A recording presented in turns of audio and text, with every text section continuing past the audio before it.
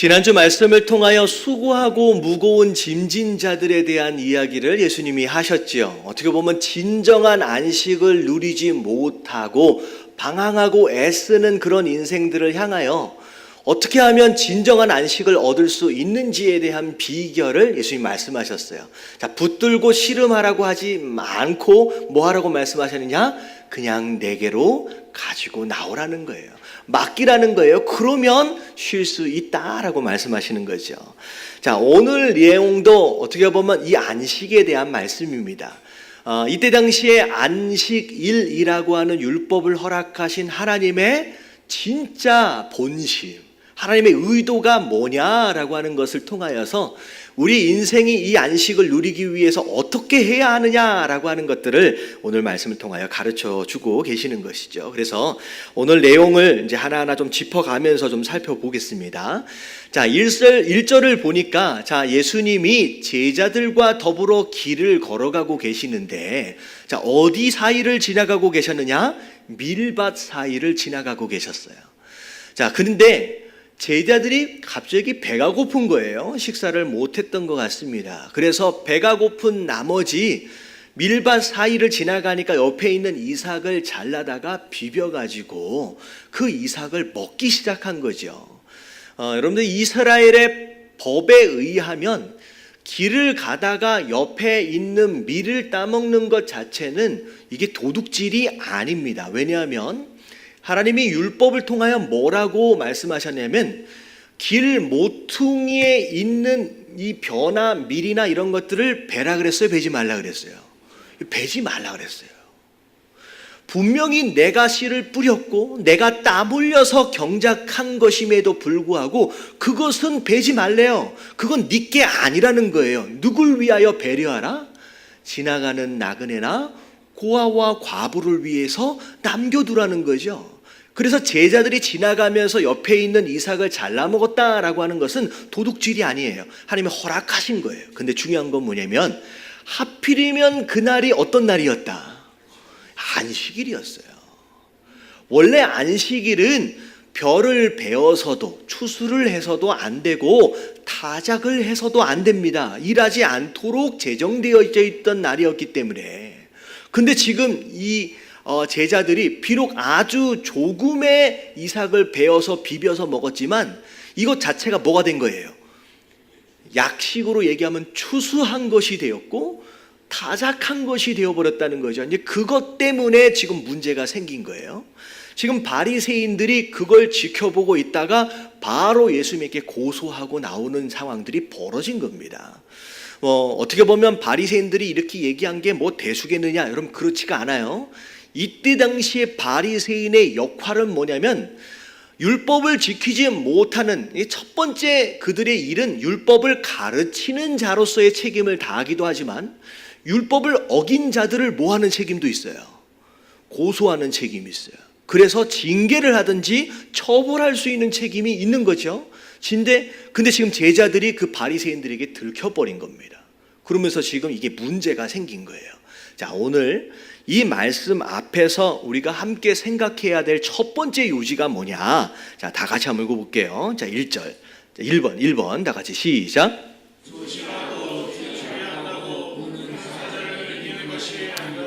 자, 이게 무슨 얘기냐? 오늘 말씀의 시작은 제자들이 이삭을 베어서 비벼서 먹는 것으로 인하여 시작됐는데 오늘 2절에 보니까 자, 이 모든 것들을 누가 보고 있었다?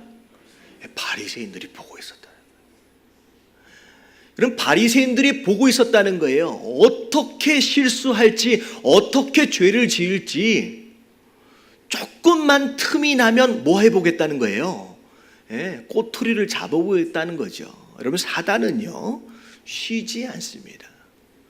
사단은 쉬지 않고 우리를 감시하는 존재예요. 어떻게 해서든 틈이 보이면 물어뜯을까. 그래서 베드로전서 5장 8절에 보면 사단에 대해서 이렇게 얘기하고 있어요. 자, 근신하라, 깨어라. 다 뒤에 말씀 다 같이 시작.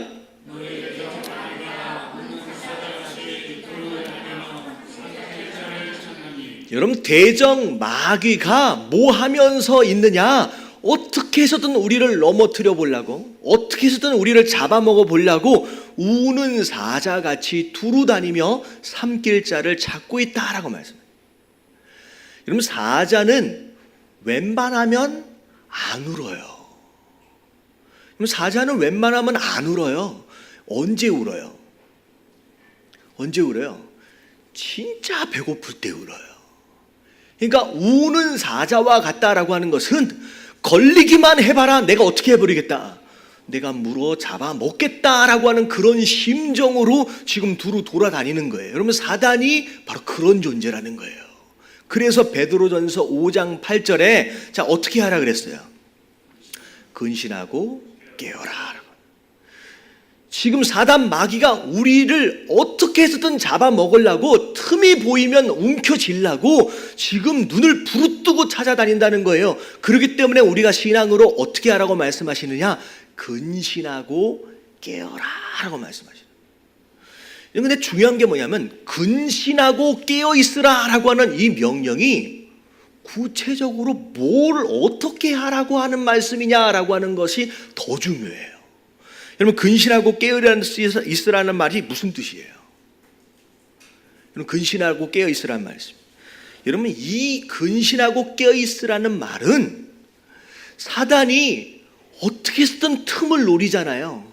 그 틈을 주지 않도록 하기 위해서, 실수하지 않게 하기 위해서 매일 어느 순간이든지 긴장하고 주의하고 있으란 말이 아니에요.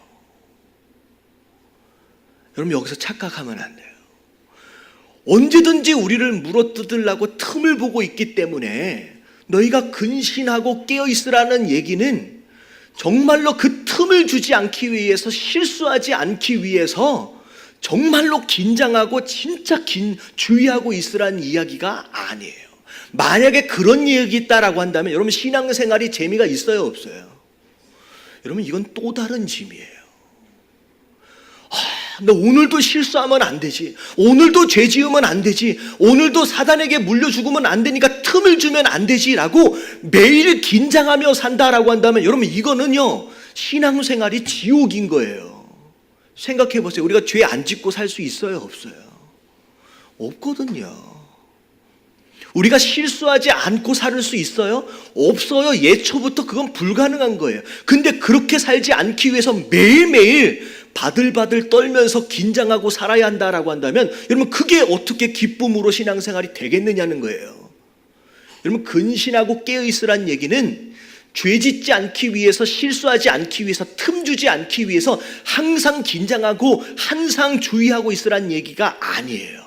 자, 그럼 무슨 뜻이냐? 자, 오늘 말씀에 해답이 있어요. 자, 비록 바리새인으로 인하여 지금 고소를 당한 상황의 제자들, 여러분, 이 제자들 나중에 문제가 생겼어야 문제가 생기지 않았습니까? 나중에 아무런 문제가 안 생겨요. 이 제자들은요. 여러분, 이 공격에 이 제자들이 방어하기 위해서 제자들이 한 게 뭐가 있어요? 여러분, 오늘 말씀 잘 읽어봤잖아요. 오늘 말씀 안에서 이 제자들이 공격해 오는 이 바리새인들을 향하여서 한 게 뭐가 있어요? 아무것도 없어요. 아무것도 없어요. 딱 한 가지만 한 거예요. 그 한 가지가 뭐예요? 오늘은 저 혼자 있는 것 같은 느낌이 드나요? 이 제자들이 딱 한 가지만 했어요. 그게 뭐예요? 예수님과 함께 있었어요. 여러분, 이게 정답이에요. 근신하고 깨어있으란 얘기는 죄 짓지 않기 위해서, 실수하지 않기 위해서 긴장하고 있으란 얘기가 아니라 누구와 함께 있으라? 예수님과 함께 하고 있으라. 여러분, 이게 근신하는 것이고 이게 깨어있는 것이에요. 우리가 할 게 있어요, 없어요? 없는 거예요. 그래서 자, 베드로전서 5장 8절에 근신하고 깨어있으라 라고 하는 이 말씀을 하시기 바로 직전에 7절 말씀에 뭐라고 나와 있는지 한번 보세요. 7절 말씀 다 같이 시작.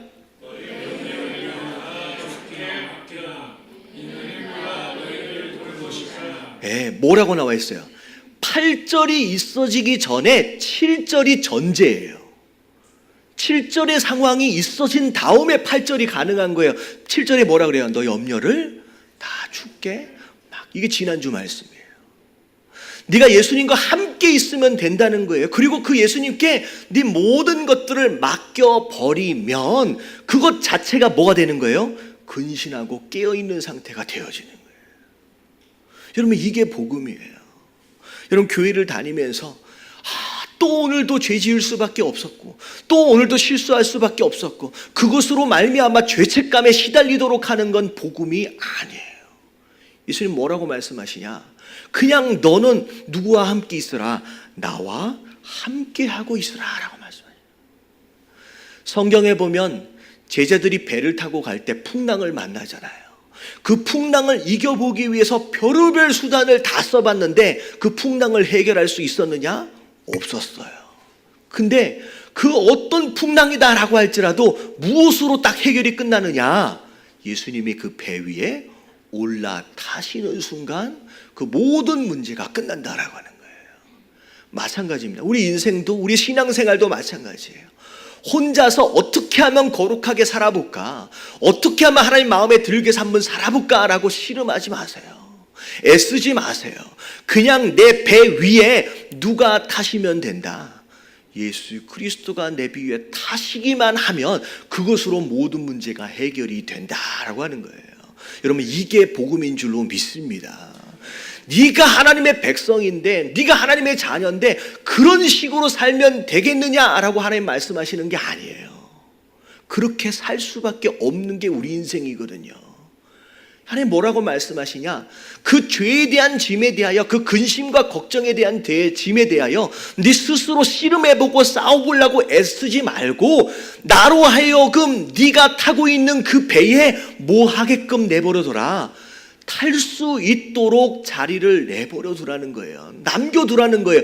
그러면 선장 되신 예수 그리스도로 인하여 모든 문제가 알아서 해결되어지기 시작하는 거. 우리의 노력으로 되어진 게 아니라 그분으로 말미암아 우리의 인생에 진정한 안식이 온다라고 하는 거, 여러분 깨달아지시길 주님의 이름으로 축원합니다. 제가요, 애가 둘이 있어요. 애가 둘이 있는데 한 애는 지금 13살이고요. 한 애는 이제 19개월 됐어요. 나이 차이가 확 나는데 이제 작은 애가 이제 마켓이나 이런 데를 가면 이제 막 걸어서 막 달려다니기 시작하거든요. 아빠 손 잡고 가자 그러면 좋아할까요? 안 좋아할까요? 걸을만 하니까 이젠 싫어하는 거예요. 아빠 손 잡고 가자니까 너무 싫어해요. 그래서 어떻게 해서든 자기 혼자서 막 뛰어다니고 돌아다니고 싶은 거예요. 막. 근데 한 5m에서 한 6m 정도의 거리를 정해놓고 막 뛰어가다가 그 이상이 딱 넘어가면 제가 이놈 이래요. 그러면 이게 위험하구나 라고 하는 걸 딱 알아채요. 근데 언제서부턴가 딱 보니까 자기 혼자 막 돌아다니다가 자기가 원하는 그 무엇인가가 딱 있는 경우에 자기 혼자 가서는 해결이 되어 안 돼요. 자기 혼자 가봤자 해결이 안 된다라고 하는 걸 조금씩 인식하기 시작하는 거예요. 그래서 어떤 상황이 딱 도래하기 시작하면 갔다 가라도 누구에게로 와요? 저에게 딱 와요. 그리고 제 손가락을 이렇게 붙잡아요. 손이 잡으니까 그 손가락 잡고서 같이 가자는 거예요. 같이 가면 그 문제가 어떻게 될 수 있다? 해결될 수 있다라고 하는 걸 이제 아는 거예요. 그러니까 자기 혼자 가봤자 해결되어지지 않은 문제, 누구와 함께 하면 된다? 아빠랑만 함께 하면 된다라고 하는 걸 이 19이 아니라 19개월 된 애가 깨닫기 시작하는 거예요. 이런 마찬가지예요. 여러분, 혼자 가봤자 해결이 돼요, 안 돼요? 안 되는 거예요. 누구와 함께 가면 돼요? 그냥 아빠랑 함께 가면 된다는 거죠. 여러분, 신앙생활은 그런 거예요. 자꾸 혼자 싸돌아 다니다가 여러분 사자한테 물려서 다치지 마시고 누구랑 함께 가자. 예수 그리스도와 함께 동행하시길 주님의 이름으로 축원합니다. 제자들이 아무것도 한 게 없어요. 그냥 모았어요. 죄 실수는 자기가 해놓고 누가 욕만 먹어요 지금? 예수님만 욕만 먹으시잖아요. 근데 예수님 그걸 다 받아주시는 거예요. 예수님 옆에만 있으면 여러분 그게 근신한 것이고 그게 깨닫는 그게 깨어 있는 것이다라고 하는 거. 여러분 스스로 씨름하려 애쓰지 마시고 예수님과 함께 계실 수 있는 저와 여러분들 되시길 주님의 이름으로 축원합니다. 그래서 첫 번째 내용은 뭐냐면 근신하고 깨어 있으라는 얘기는 자꾸 그걸 스스로 해결해 보려고 긴장하고 주의하라는 내용이 아니라 누구와 함께 있으라. 예수님과 함께 있으라라고 하는 그 얘기다라는 거죠. 자, 두 번째 같이 한번 읽어볼게요. 다 같이 시작. 자, 오늘 말씀을 통하여 하나님께서 이스라엘 백성들에게 안식일이라고 하는 율법을 주신 이유와 목적에 대해서 예수님이 설명해 가시는 거예요. 자, 3절서부터 나오는 내용을 보면 두 가지 예를 들어주시는데 다윗에 대한 이야기를 시작하십니다. 자, 다윗이 사울 왕에 의해서 광야에 도망쳐 다닐 때의 이야기를 말씀하시는 거예요. 도망쳐 다니다 보니까 다윗과 함께한 자들과 더불어 제대로 음식을 먹지 못하는 상황이 벌어진 거예요. 자, 그랬을 때 음식을 어디서 찾았느냐? 성전 안에 가보면 진설병이라고 해서 제사장들만 먹기로 되어 있는 그 떡이 있었던 거예요. 근데 원래는 일반인은 먹을 수가 없었던 거거든요. 근데 다윗과 함께한 자들이 함께 그 제사장만 먹을 수 있는 떡을 먹었습니다. 근데 중요한 건 뭐냐면 그걸 먹는 것으로 말미암아 하나님께서 이 다윗을 향하여 징계하시거나 책망하셨느냐? 그렇지 않았다라고 하는 거예요. 그리고 두 번째 이야기가 뭐냐면 제사장에 대한 내용이에요. 이 제사장은 원래는 안식일날 일하면 안 되지만 안식일날 예배를 집례하기 위해서 어쩔 수 없이 제사장은 성막 안에서 성전 안에서 뭐 해야 돼요? 일을 할 수밖에 없는 입장이거든요. 이 두 가지 이야기를 예수님 말씀하시면서 결국은 이 안식일의 본질적인 의미는 일을 해도 된다, 일을 하면 안 된다라고 하는 일을 하고 안 하고의 문제가 아니다라고 말씀하시는 거예요. 그러면서 7절 말씀 이렇게 이야기를 시작하십니다. 7절 말씀 같이 한번 읽어볼게요. 시작.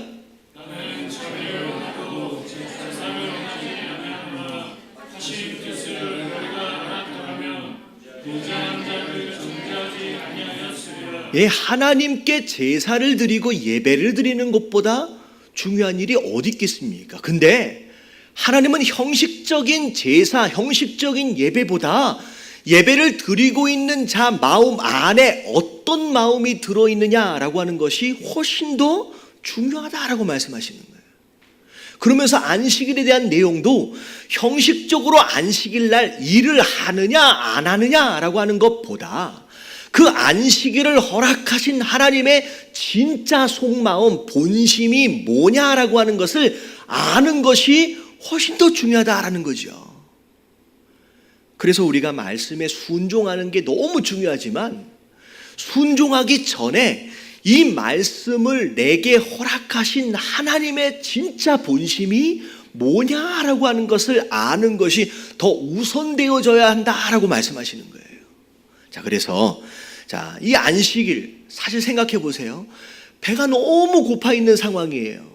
그럼 배고픈 자에게 진정한 안식은 뭐예요? 먹는 게 안식이에요. 먹는 게 안식이거든요. 어떻게 보면 일하지 않고 가만히 있어라. 여러분 이게 안식이 아니라 배고픈 자에게 진정한 안식은 먹는 거예요. 병든 자에게 진정한 안식은 일하지 않고 가만히 있는 게 아니라 뭐 하는 게 안식이에요? 병이 치료를 받는 게 안식이다라는 거죠. 그래서 하나님, 마태복음 2장 27절에 보면 예수님 이렇게 말씀하시죠. 자, 그래서 다 같이 시작.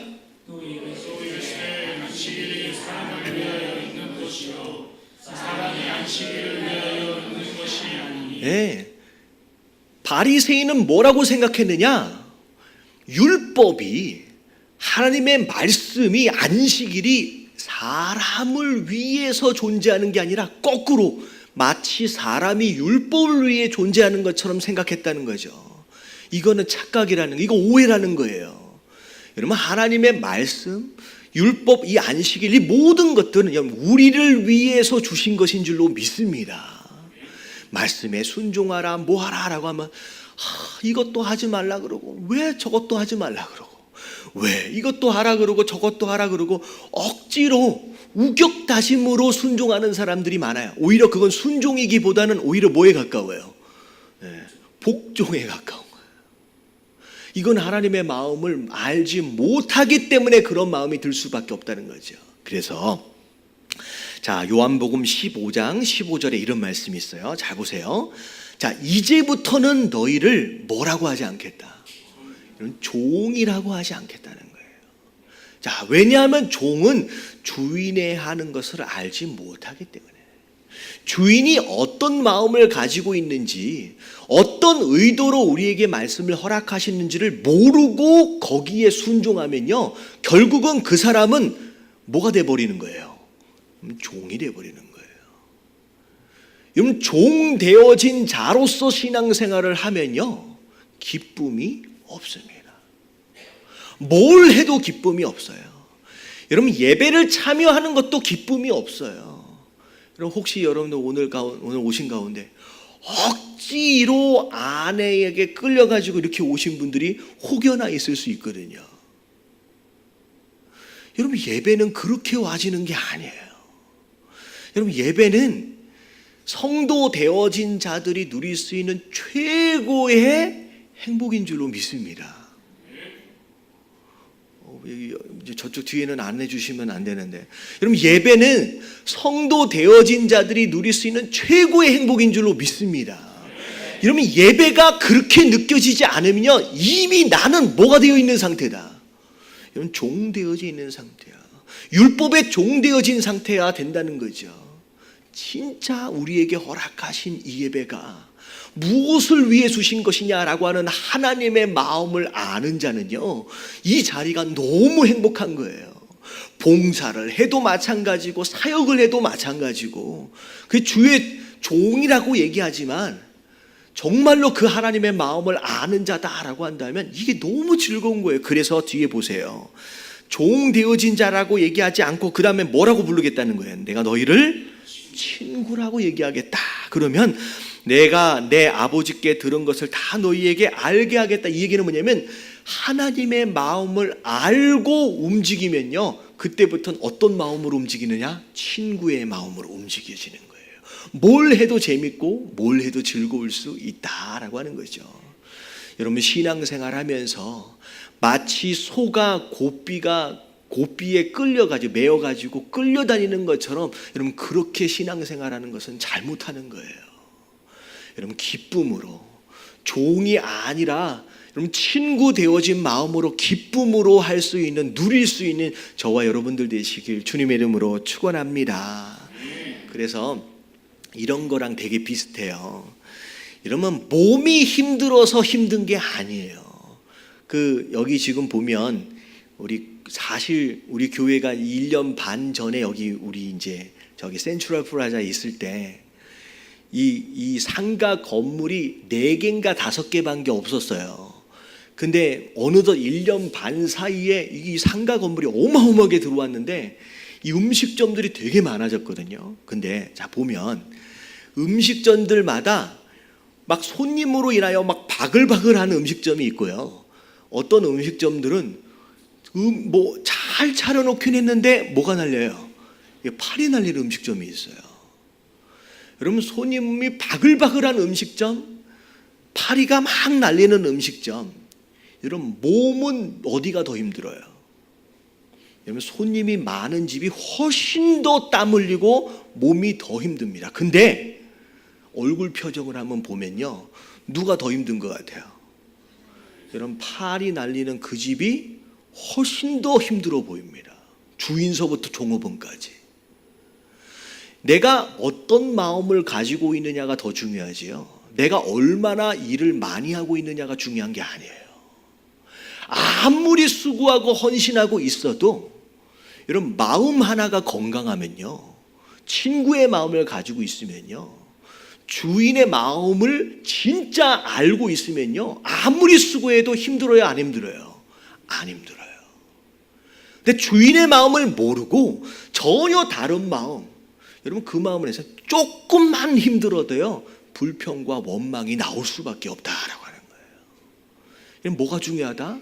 일을 얼마나 많이 하고 있느냐가 중요한 게 아니라 이 안에 어떤 마음을 가지고 있느냐라고 하는 것이 중요하다라고 하는 거예요. 여러분 깨달아지시길 주님의 이름으로 축원합니다.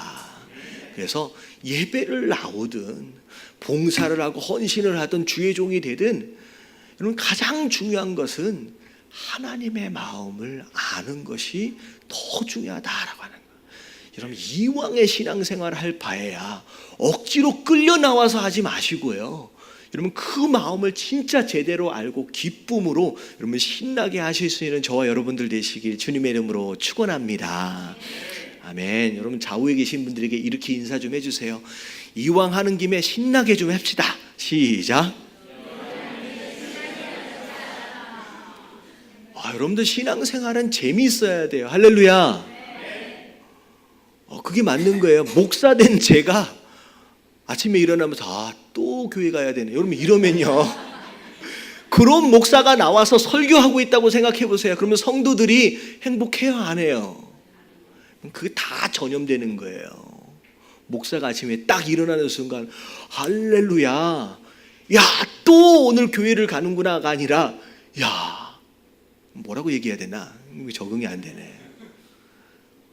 어서 가서 우리 교인들에게 이 말씀도 전해주고 싶은데 목사가요 설교를 준비하면서 그런 마음이 있어요. 제가 설교 준비가 언제 끝나냐면 금요일 날 끝나요. 그러니까 금요일 날까지 제가 막 씨름하거든요. 말씀 가지고 한 주일 내내 말씀 가지고 씨름해요. 근데요 정말 하나님이 딱 주시는 말씀이 딱 생기면요 주일이 너무 기다려져. 주일이 너무 기다려져. 왜? 요거 어떻게 해주고 싶은 거예요. 빨리 전해주고 싶은 마음에 주일이 너무 기다려지는 거예요. 여러분 목사뿐만 아니라 성도들도 마찬가지예요. 내가 하루 종일 살면서 진짜 하나님의 은혜가 딱 경험되어지고 하나님의 응답하셨다라고 하는 게 경험되어지면 빨리 어디 가고 싶어요. 교회 가고 싶은 마음이 막 생기는 거예요. 막 섬기고 싶은 마음이 생기는 거예요. 여러분 이왕에 우리 예담교회는 여러분 그런 교회가 됐으면 좋겠습니다. 할렐루야. 네, 너무 감사합니다. 아멘 해주셔서. 여러분 신앙생활은 그렇게 하는 거예요. 그래서 제가 아마 여러분 느끼셨을 거예요. 지금 몇 달째 제가 계속 무엇에 대해서 얘기하고 있느냐. 짐을 지라 그랬어요? 짐 지지 말라 그랬어요? 절대 짐 지지 마십시오. 여러분 신앙생활은 짐을 지는 게 아니에요. 깨끗하게 살아보려고 또 짐을 지는 게 아니에요. 여러분 신앙생활은 짐을 내려놓는 거예요. 누구에게? 예수님께. 근데 신기한 게 뭐냐면 그렇게 짐을 지지 않게 뭐라 그럴까요? 그렇게 애써 보려고 씨름할 때는 그렇게 잘 안 사라지다가 짐을 딱 내려놓는 순간 이상하게 내가 변하고 있는 걸 발견하게 돼요. 노력해서 변하는 게 아니라 내려놓는 순간 변하기 시작해요. 여러분 그게 신앙생활의 모습이에요. 여러분 담배 피고 술 마시고 나쁜 습관 있는 분들 이게 내가 집사까지 됐는데 심지어 내가 장로까지 됐는데 왜 이게 안 떨어질까? 왜 이게 안 끊어질까? 여러분 그런 분들 상당히 많거든요. 근데 애를 쓰면 쓸수록 짐이야. 근데요 하나님 앞에 딱 내려놔 버리는 순간 어느 순간 이게 내려놔 버려. 이게 변해버리는 거예요. 그래서 제가 아시는 집사님이 안수 집사님이세요. 근데 뭐가 그렇게 안 끊어지냐면요. 뭐가 안 끊어져요? 이 담배가 안 끊어지네. 여러분 이 담배를 끊는 것은 진짜 웬만큼 지독하지 않으면 안 끊어진대요. 저는 이제 경험해 보지 못해서 이제 알지는 못한 정말로 웬만큼 지독하지 않아요. 근데 안수 집사가 됐는데도 예배가 딱 끝나면 빨리 어떻게 해야 돼요? 빨리 나가서 한 대를 피고 들어와야 되는 거예요. 그러니까 얼마나 힘들겠어요. 근데 어느 순간 예배에 은혜가 확 되어지고 이게 하나님 앞에 딱 딱 내려다니시는 순간, 그때도 습관처럼 예배당 뒤로 막 가가지고 담배를 한 대를 딱 물었는데 그게 너무 써가지고 도저히 필 수가 없었더래요. 그래서 그 다음부터 어떻게 됐냐? 못 피게 되었다는 거예요. 여러분, 끊으려고 애쓰지 마세요. 이렇게 얘기하면 좀 이상해지는데, 여러분, 끊으려고 애써서 끊어지는 게 아니라 하나님 앞에 내려놔 보세요. 하나님 만지시기 시작하면요, 너무 자연스럽게 짐이 내려놔진다라고 하는 거예요. 여러분, 깨달아지시길 주님의 이름으로 축원합니다. 자, 마지막 세 번째입니다. 같이 한번 읽어볼게요. 세 번째, 3번. 다 같이 시작.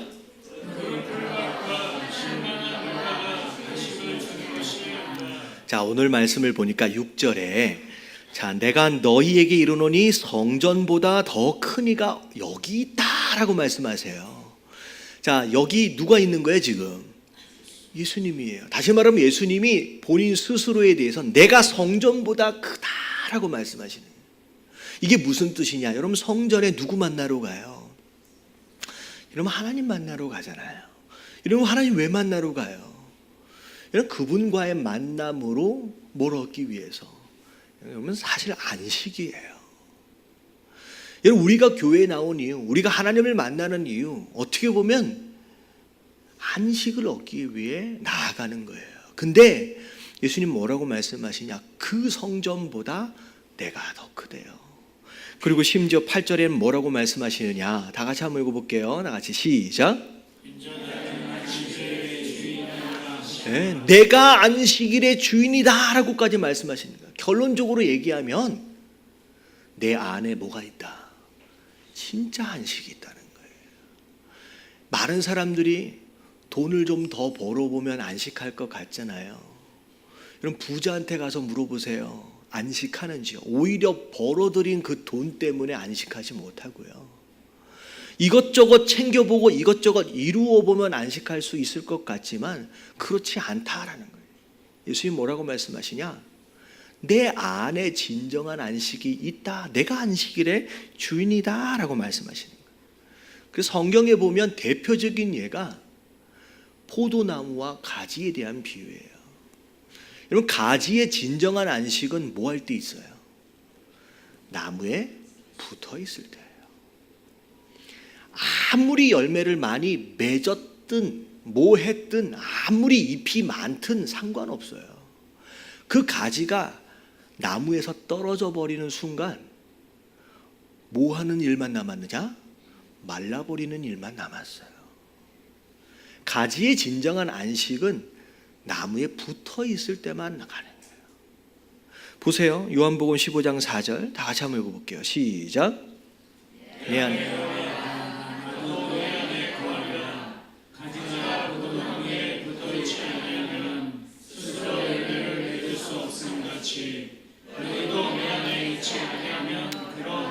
여러분, 가지가 나무에 붙어 있기만 하면 어떻게 물을 얻어볼까, 어떻게 영양분을 얻어볼까 고민할 필요가 없는 거예요.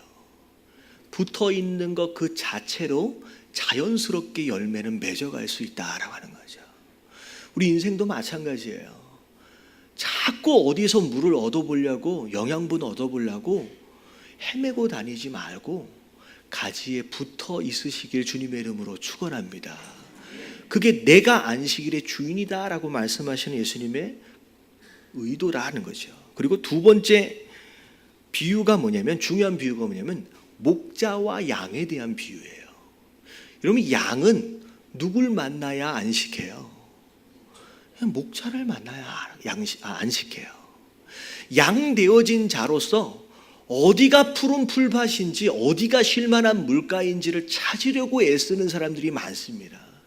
근데 양은요, 어디가 있는지, 어디가 푸른 풀밭, 어디가 쉴만한 물가인지 찾을 수 있는 실력이 없어요. 왜냐하면요, 아시잖아요. 양은 다른 동물에 비해서 후각과 시각과 전부 다 뭐예요?